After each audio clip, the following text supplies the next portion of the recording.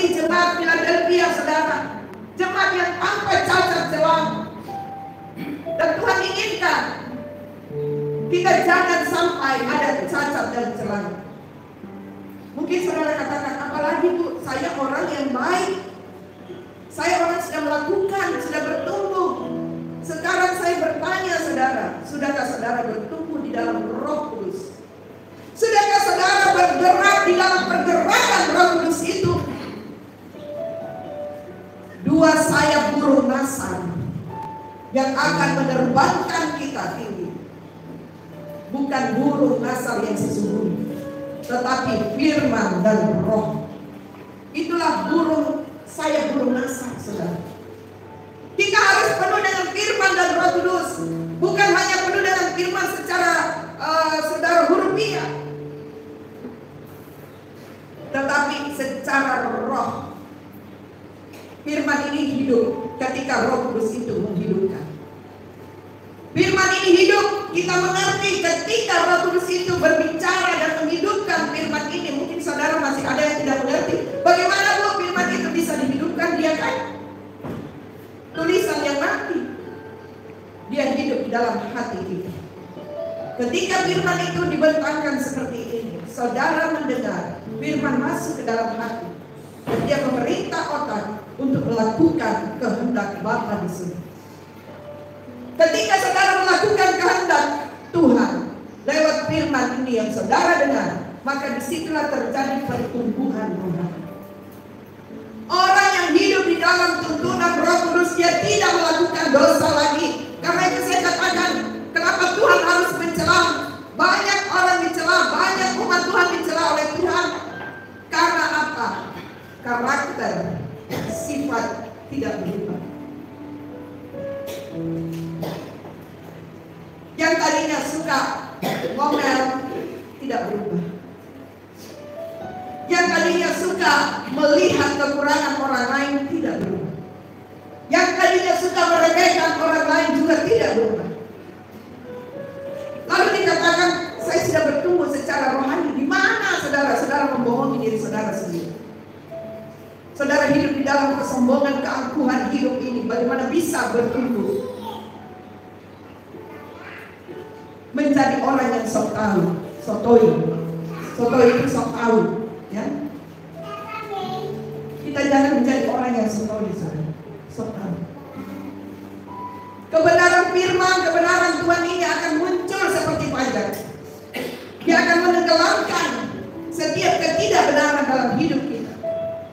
Karena itu kita harus benar-benar memahami firman Tuhan ini. Firman Tuhan mengatakan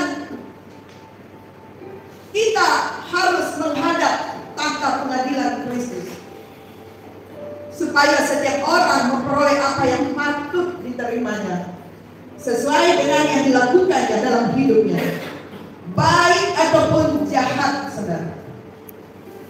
Apapun yang saudara lakukan selama saudara masih ada di dunia ini, kalau saudara melakukan hal yang baik, saudara jujur di kantor, tidak korupsi, saudara berjalan di dalam kebenaran Tuhan, Tuhan sendiri yang akan promosikan saudara.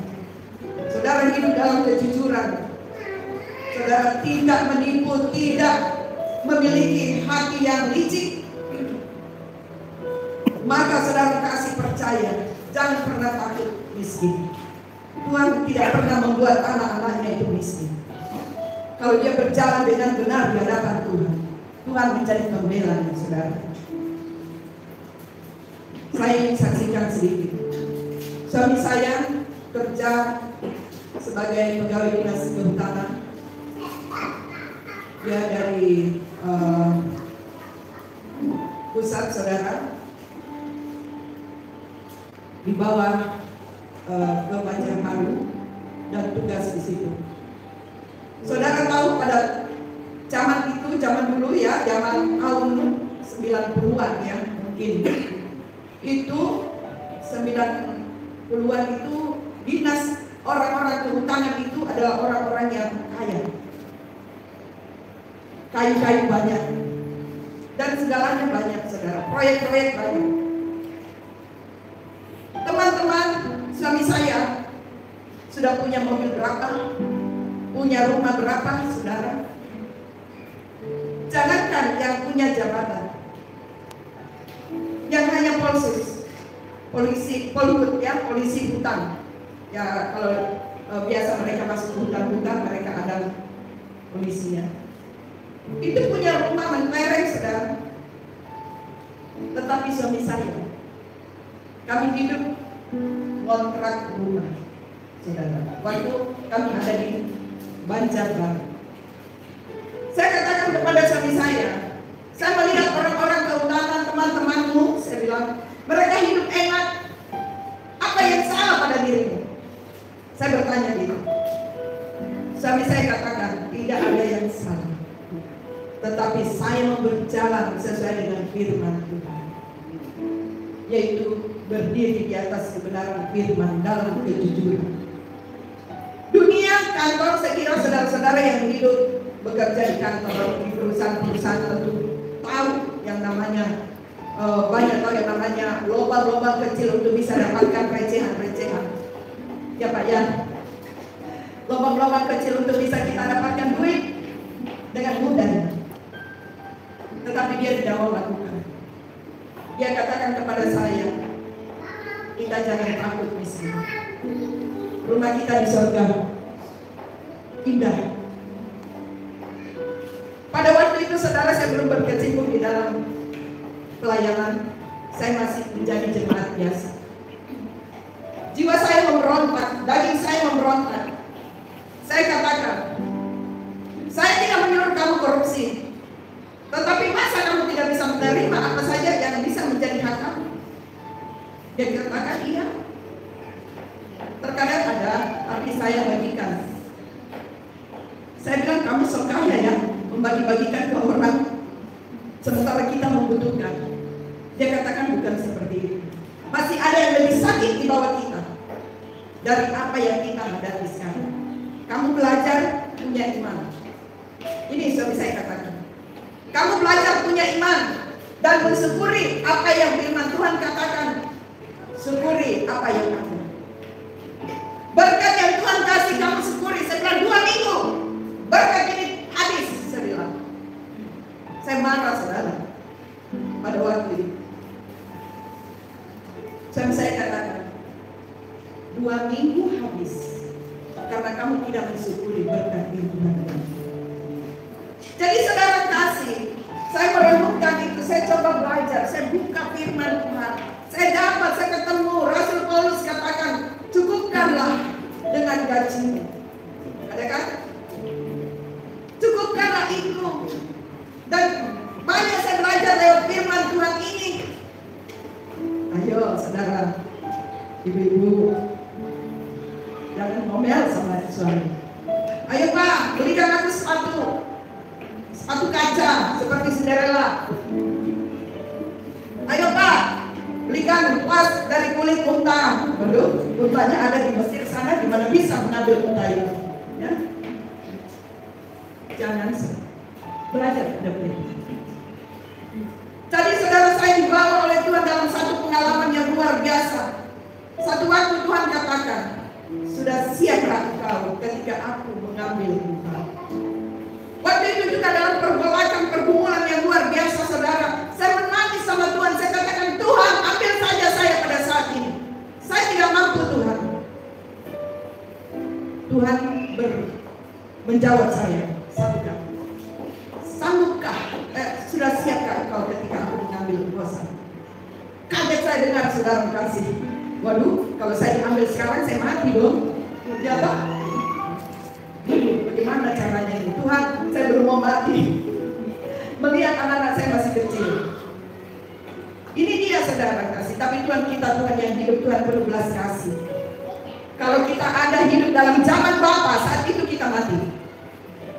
Kita masih bersyukur kita hidup pada zaman anugerah Tuhan. Tuhan memberikan kasih anugerahnya dalam hidup kita. Karena itu saudara kasih, miliki iman yang kokoh, iman yang kuat. Bersyukur dengan apa yang Tuhan berikan, berkat yang Tuhan berikan kepadamu. Syukuri, maka Tuhan akan mencukupkan semuanya. Tuhan akan menambahkan setiap apa yang kau perlukan, Tuhan tambahkan. Karena itu saudara saya ini semoga bisa menjadi berkat bagi saudara ya. Supaya ibu-ibu jangan suka ngomel-ngomel minta duit sama suami. Kalau ada suami kasih terima. Syukuri, berdoa bersama suami, lalu keluarkan milik Tuhan. Jangan lupa saudara. Saya dulu bermain-main dengan milik Tuhan. Ini satu lagi. Saya keluarkan milik Tuhan, kadang tidak karena logika saya menjalankan. Pikiran saya berjalan. Kalau saya keluarkan milik Tuhan ini tidak cukup Tuhan. Kebutuhan saya banyak, rumah tangga saya punya kebutuhan banyak. Saya tidak keluarkan. Apa yang jadi? Belalang pelahap, mengerit, melompat, memindah, dia datang menyerbu berkat-berkat yang ada pada saya. Tidak, tadinya 2 minggu menjadi 1 minggu. Habis. Saya harus berutang. Ini. Saya harus berutang, takut sama suami. Suami tanya di mana duit, saya takut. Tidak bisa mempertanggungjawabkan. Kenapa? Karena saya tidak pakai hikmat untuk membelanjakan. Saya bermain-main dengan Tuhan. Pada saat saudara saya dengar Mama Tuhan ada menyampaikan soal ini, jangan bermain-main dengan milik Tuhan, saya sadar.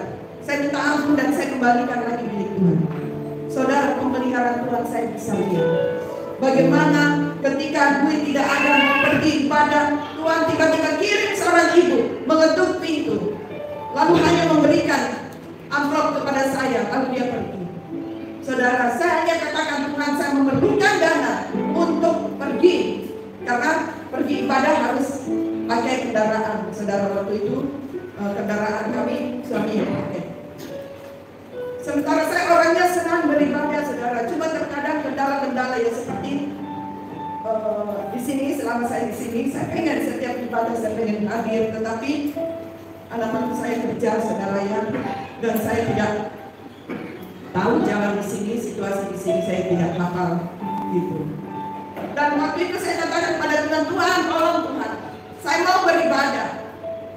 Tuhan kirim orang. Karena apa? Saya taat mengeluarkan milik Tuhan. Itu bukan milik kita, saudara. Itu miliknya Tuhan. Jadi jangan bermain-main dengan milik Tuhan. Coba saudara praktekkan. Mungkin saudara katakan, Bu, tidak cukup. Duit suami saya kasih saya 1 juta. Mana cukup untuk 1 bulan? Kalau engkau punya iman, engkau percaya Yesus sanggup memelihara hidupmu. Elia di Sungai Kerit, Tuhan pelihara. Tuhan kirim burung gagak untuk memberi makan. Pasti Tuhan juga mencukupi semua kebutuhan. Ya, amin saudara. Jangan takut saudara. Kita lanjut dengan firman Tuhan. Paulus menegaskan kita semua termasuk diri saya sendiri dan termasuk diri Paulus pada waktu itu, bahwa dia menyadari suatu saat dia akan ada pada tahta pengadilan Tuhan. Entah itu kita dalam melakukan perbuatan baik atau jahat, itu semua tercatat di buku kehidupan. Dan pada saat kita berdiri di hadapan Raja di atas segala raja, kita akan mempertanggungjawabkan semua kelakuan kita, sifat kita dipertanggungjawabkan. Tuhan katakan engkau sombong, engkau angkuh, engkau memandang rendah orang lain, engkau suka menghina orang lain. Tuhan, saya sudah lakukan semua kehendak-Mu. Hanya engkau, hai si pembuat keonaran, aku tidak, pembuat kejahatan, aku tidak mengenal engkau. Kita masuk dalam Matius 7 ayat 21, saudara, masih 22. Apa yang Tuhan katakan? Bukan setiap orang yang berseru Tuhan, Tuhan akan masuk dalam kerajaan surga, tetapi dia yang melakukan kehendak Tuhan. Sekarang saya ingin tanya, adakah kita memiliki rasa takut, saudara, kepada Tuhan? Kalau kita memiliki rasa takut kepada Tuhan, kita tidak berbuat jahat. Kita tidak suka menghina istri. Kita tidak suka menghina suami. Kita menghargai istri kita. Kita menghargai suami kita. Kalau kita memiliki rasa takut itu, saudara kasih. Kita lihat di dalam Mazmur 34 ayat 9. Apa yang dikatakan? 3, 4 sampai 10 di situ. Takutlah akan Tuhan, hai orang-orangnya yang kudus, sebab tidak berkekurangan orang yang takut akan Dia. Takutlah akan Tuhan, hai orang-orangnya yang kudus. Kita harus memiliki rasa takut. Buang semua, saudara kasih, sifat-sifat lama kita yang suka memandang enteng orang. Mentang-mentang kita ini sudah penuh dengan Roh Kudus, kita memandang enteng orang lain. Saudara ingat, pepatah dunia katakan di atas langit masih ada langit. Ya? Engkau sepandai apapun masih ada yang lebih pandai daripada. Engkau dipakai Tuhan, masih ada yang Tuhan pakai di atas. Saya pernah berbicara dengan seseorang pelayan Tuhan yang ada di tempat ini. Saya katakan, hendaklah engkau memiliki kerendahan. Semakin engkau berisi, semakin engkau tumbuh. Seperti padi. Padi semakin berisi, dia semakin tumbuh. Kalau kita dipenuhi dengan karunia-karunia apapun, Tuhan pakai kita dengan luar biasa. Kita doakan orang-orang sembuh. Orang yang sakit doakan sembuh. Jangan kita menjadi tinggi hati. Siapakah engkau hai tanah liat, kata firman. Kita ini hanyalah hamba, saudaranya. Hanyalah hamba yang siap untuk kita dipakai oleh Tuhan. Dan saudara, ketika kita dipakai, ada upah kita. Upah kita di surga. Saudara melayani, jangan karena motivasi duit. Sering kemana-mana saya melayani, saya ingatkan para pelayan. Dan jangan karena motivasi kamu mau dilihat orang bahwa kamu hebat, kamu luar biasa. Hilang upahmu di surga. Kamu sudah menerima di dunia. Seorang hamba Tuhan pada saat dia meninggal, Tuhan izinkan dia meninggal pada waktu itu. Dan pada saat dia ada di pintu gerbang surga, dia ingin masuk, tetapi pintu gerbang itu tidak bisa dibuka. Dia katakan, saya ini mau masuk ke dalam. Saya ini pendeta yang besar dengan ribuan jiwa jemaat yang saya pimpin. Kenapa saya tidak bisa masuk? Saya membangun gedung-gedung untuk para janda. Saya membangun untuk orang-orang miskin. Dan segalanya, mulai dia tuturkan semua apa yang dia lakukan. Malaikat Tuhan katakan, menyembah engkau saat ini. Dia tidak tahu apa itu menyembah, saudara. Dia tidak bisa menyembah Tuhan. Saya belum tahu apa itu menyembah. Tuhan, engkau dasar, engkau luar biasa. Malaikat Tuhan katakan, itu jiwa. Menyembah engkau di dalam roh. Dia tidak bisa. Lalu malaikat itu katakan, engkau terlalu tinggi hati. Engkau tahu tentang orang yang tinggi hati itu ada di neraka. Engkau diizinkan ada ke sini untuk bisa mengetahui bahwa surga itu ada dan neraka itu ada. Engkau kembali perbaiki kehidupan. Ajarkan kepada umat Tuhan yang ada engkau pimpin untuk mereka tahu menyembah akan Tuhan. Menyembah di dalam roh, karena Tuhan itu adalah roh adanya. Sembah Dia. Karena itu saudara semua yang ada di tempat ini, mari menyembah di dalam roh. Kalau engkau belum bisa dalam bahasa roh, saudara kasih minta kepada Tuhan. Tuhan, ampuni saya. Saya mau menyembah engkau di dalam roh. Karunia saya dengan kuasa dan urapan-Mu. Baptis saya dengan roh kudus-Mu. Terus terang saudara kasih, di sini masih berat. Penyembahan masih lagi banyak. Masih jiwa yang memberontak, yang meronta-ronta, bukan memberontak, meronta-ronta, jiwa yang meronta-ronta, daging yang bergelora.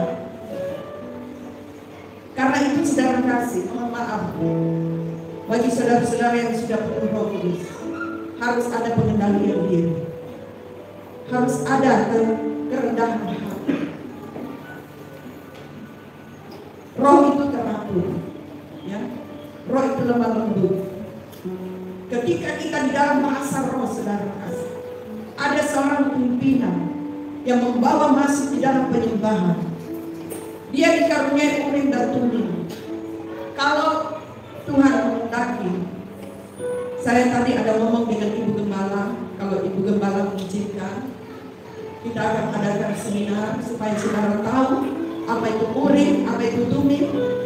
Saudara tahu fungsi dari Urim Tumim itu memimpin penyembahan, dan dia bisa mengetahui mana berita yang akan Tuhan sampaikan lewat siapa. Artinya sabda roh. Sabda roh itu artinya berita dari Tuhan yang akan disampaikan, saudara, lewat nubuatan. Jadi tidak sembarang, saudara. Tidak sembarang berdiri asal ngomong. Omdo jadinya, ngomong doang. Tidak ada berita kosong.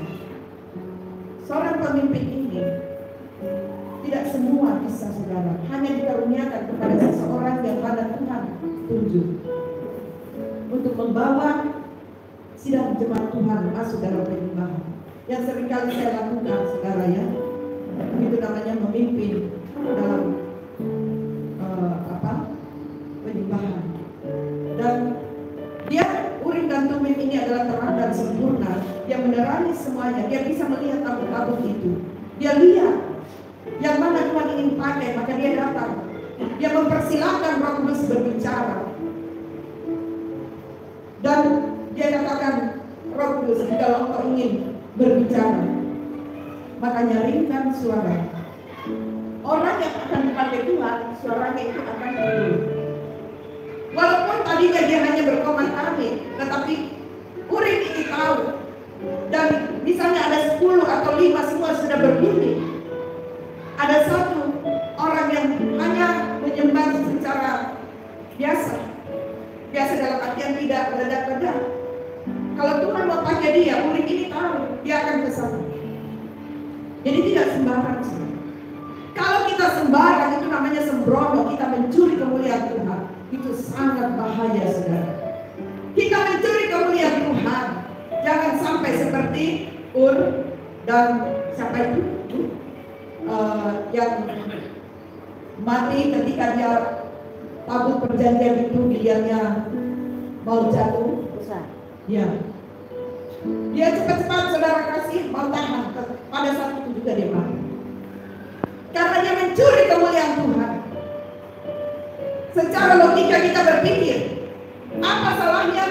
Bukankah dia mau menolong, membantu supaya peti tabut perjanjian itu tidak jatuh?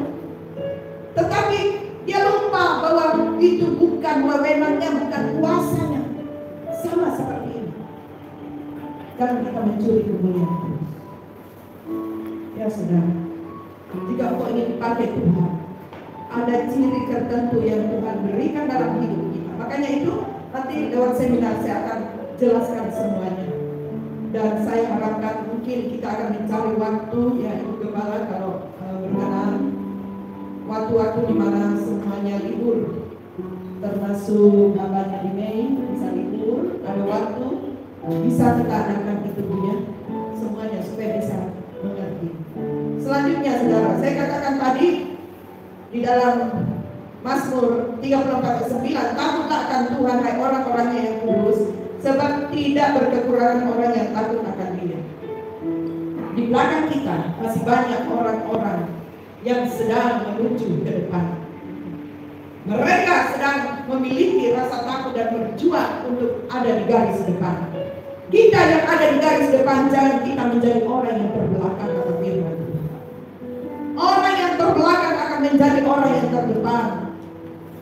Dia duluan masuk surga dari kita. Kita masih putar-putar di belakang dengan kehidupan kita yang lama. Amsal 10 ayat 27. Amsal 10 ayat 27. Amsal 10 ayat 27. Takut akan Tuhan memperpanjang umur, tetapi kaum orang fasik diperpendek. Amin, saudara, ini firman, bukan saya mengatakan. Sore ini agak sedikit panjang saya mau firman, supaya kita lebih mengerti bagaimana kita mempersiapkan diri kita untuk kedatangan Kristus di akhir zaman ini.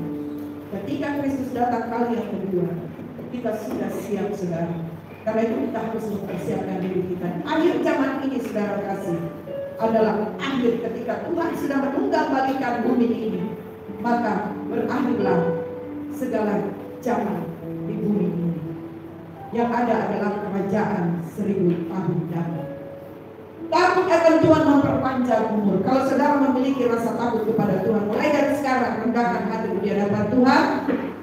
Engkau harus memiliki rasa kasih kepada sesamamu, tidak meremehkan orang lain.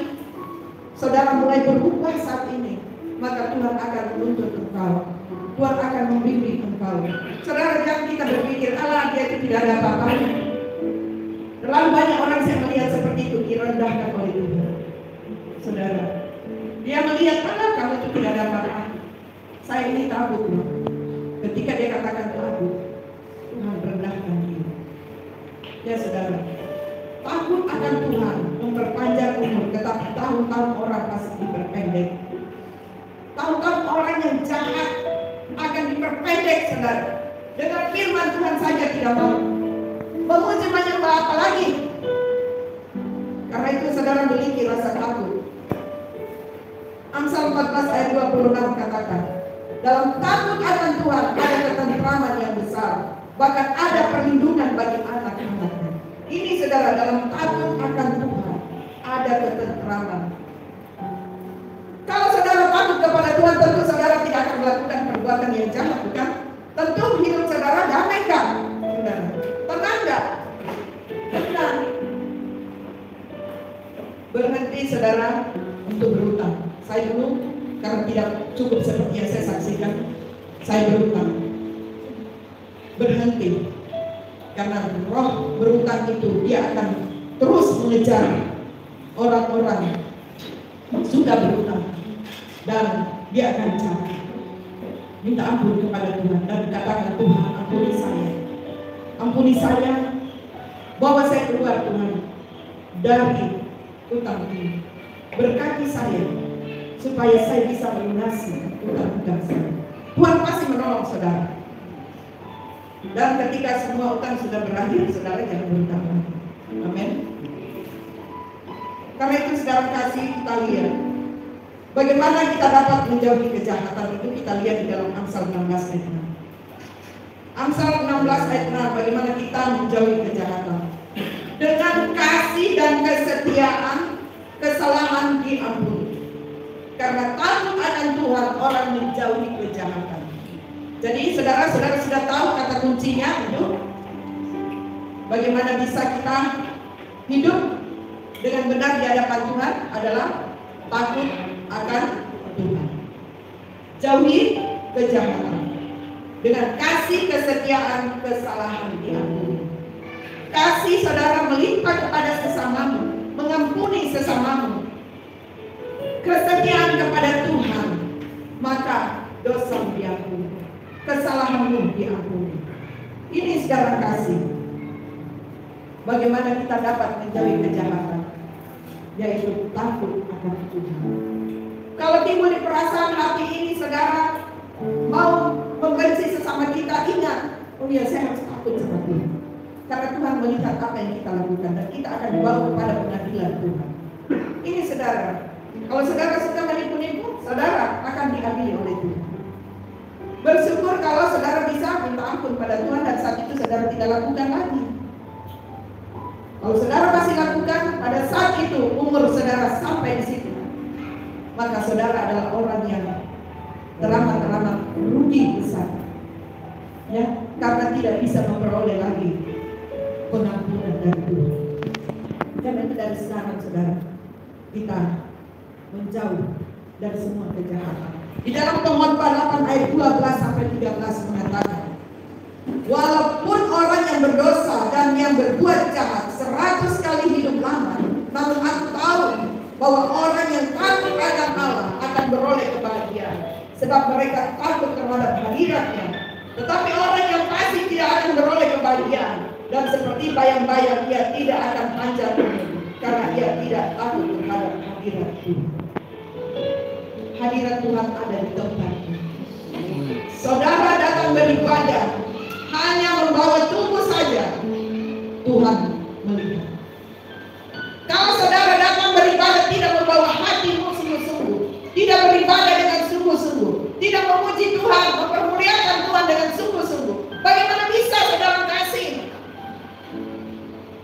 Tuhan juga melihat dan mencatat. Bagaimana bisa kita masuk surga? Jangan bermimpi kita melek apa? Ternyata kita di neraka. Karena apa? Hanya membawa tubuh, tidak memperhatikan, tidak beribadah dengan sungguh-sungguh. Firman Tuhan dibentangkan, saudara masuk sini keluar sini, tidak bertumbuh di dalam hidup ini, sehingga tidak ada perubahan dalam hidup. Tidak ada pertumbuhan rohani. Kita tidak bisa dewasa. Orang yang dewasa di dalam Kristus, orang yang dewasa di dalam Tuhan, saudara, kalau dia katakan pertumbuhan rohani ada padanya, tentu dia menjadi orang yang dewasa.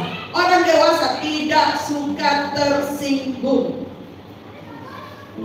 Orang dewasa tidak mudah tersinggung. Orang dewasa senang untuk menerima ajaran. Amsal Sulaiman saudara baca, di situ penuh dengan hikmat.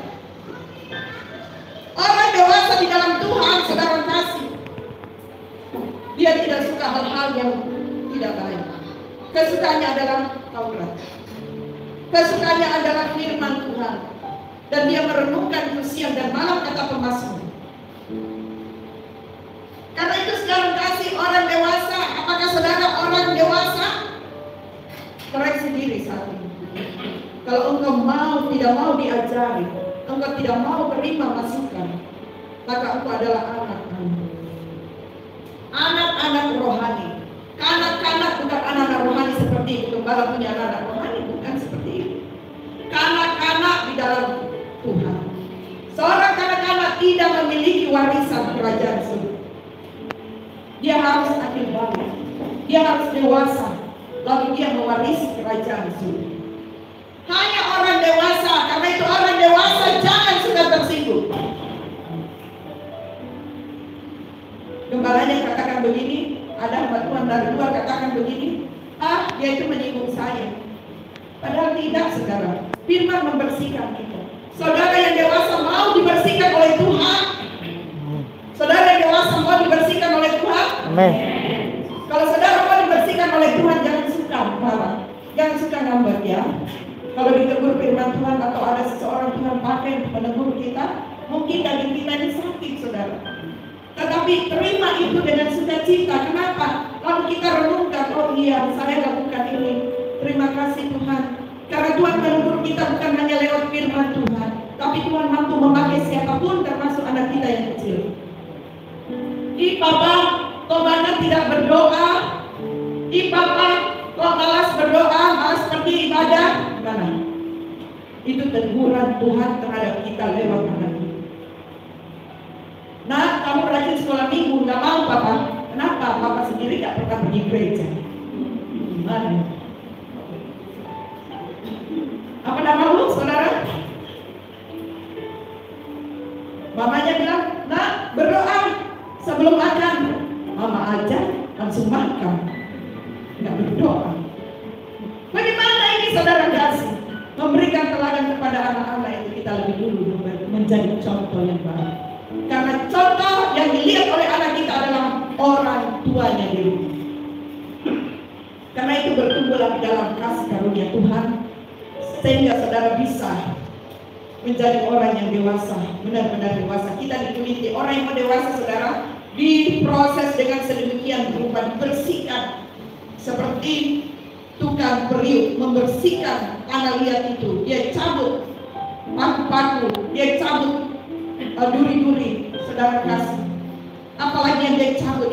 Dia cabut batu-batu, kekerasan. Batu berbicara kekerasan, duri-duri berbicara kepahitan. Aku yang karat berbicara kepahitan. Luka-luka batin itu dibersihkan. Sakit. Saudara, ketika saudara mau dibersihkan, apalagi pelayan-pelayan Tuhan, jemaat-jemaat sidang Tuhan yang ada di tempat ini, jadi kalau engkau mau hidup dalam kekudusan, engkau relakan daging untuk dibersihkan oleh Tuhan. Relakan saudara kasih supaya apa? Supaya engkau hidup di dalam kekudusan Tuhan, memiliki rasa takut kepada Tuhan. Itulah cara untuk mempersiapkan diri kita. Ketika Tuhan datang kali yang kedua, kita didapati menjadi anak-anak yang takut kepada Tuhan. Orang yang takut kepada Tuhan, dia akan merubah semua karakter hidupnya yang tidak baik. Yang tadinya suka sekali saudara kasih menghina, suka mengintimidasi, berubah. Satu waktu saya melihat seseorang saudara, ketika dia dimarahi, satu keluarga ikut marahi dia. Rame-rame borongan memarahi. Saudara kasih, baguskah itu perlakuan kita? Baguskah di mata Tuhan? Tuhan memandang kita jahat, hati kita ini jahat. Berhenti dari itu. Perbaiki hidupmu, karena apa yang engkau lakukan itu berimbas kepada jiwa dan roh. Hiduplah menjadi orang yang penuh dengan kasih daripada Tuhan. Perbaiki hidupmu. Saling menghargai satu sama lain. Jangan engkau melihat karena dia muda. Jangan engkau melihat karena dia sudah terlalu tua. Saya tidak menghormati mereka. Jangan. Kita diajari untuk menghormati satu sama lain. Kita diajari untuk saling mengasihi satu sama lain. Karena itu punya kasih yang dalam di dalam hidup ini, itu yang terindah. Amin. Saudara, miliki kasih daripada Kristus. Kasih itu sampai ke surga. Nubuatan berakhir, semua karunia berakhir, tapi kasih sampai ke surga. Firman tidak pernah berakhir, saudara. Amin. Ini firman yang bisa saya sampaikan.